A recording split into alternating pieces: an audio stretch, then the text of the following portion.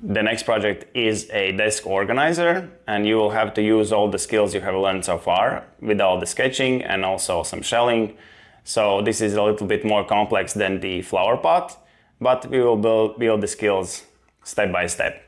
And of course it makes a cool object. You can store your tools here, and yeah, if you apply different dimensions, you can make it bigger, smaller, make more compartments for your needs. So yeah, just a cool object to print and have on your desk. So let's get started.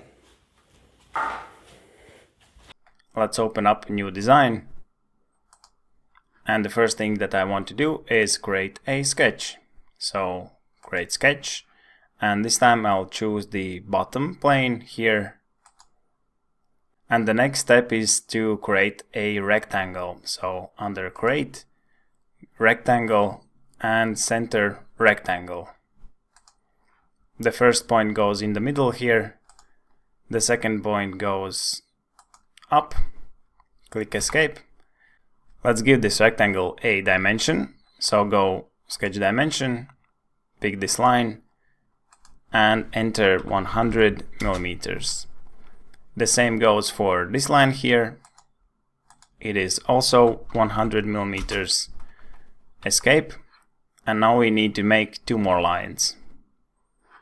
Create line, and the first point goes here in the middle of this line and straight across.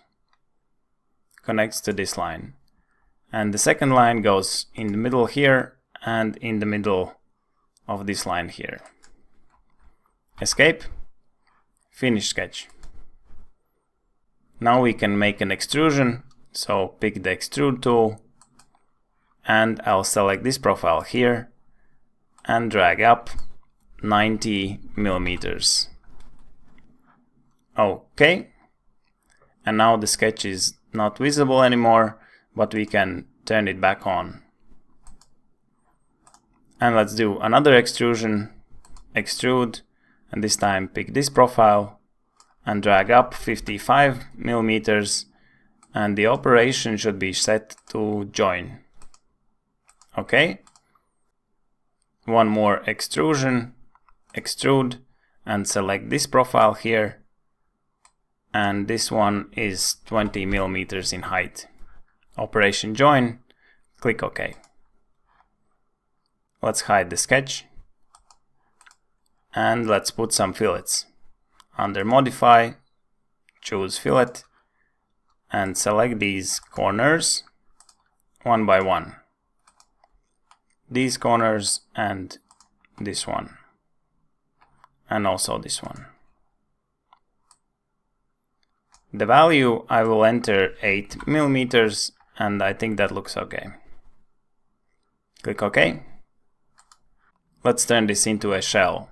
So go under modify, shell, and select this, and this face. And enter a value of 1.5. Click OK.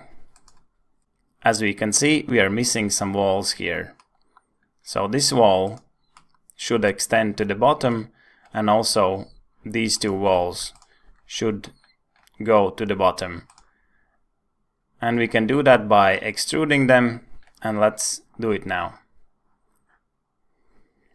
I need to select the thin wall, but I can't really do that because the bottom is in the way. So what I will do now is zoom in, and close to this edge I will just click and press and hold until I have this dialog box here, and I will pick the face that I need. I will check this face and click extrude, drag down, or I can also say that the extend type will be to object, and the object is the bottom here. I'll click the bottom, and the face gets extended till the end. Operation is set to join. Okay. Now we need to do the same for these 2 walls, and if I zoom in again, click close to the edge, hold, and I'll select this second face.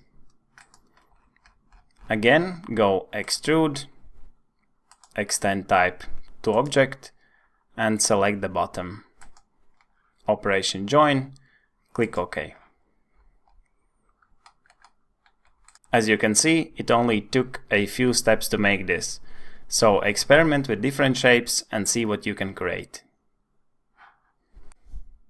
The slicer setup for this part is very quick and easy.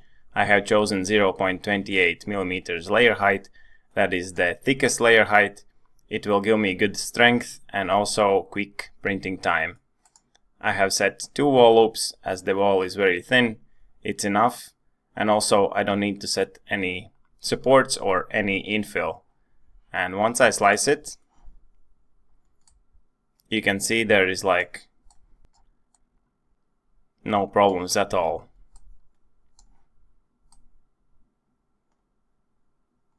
And the print time will be 1 hour 8 minutes and 76 grams of material.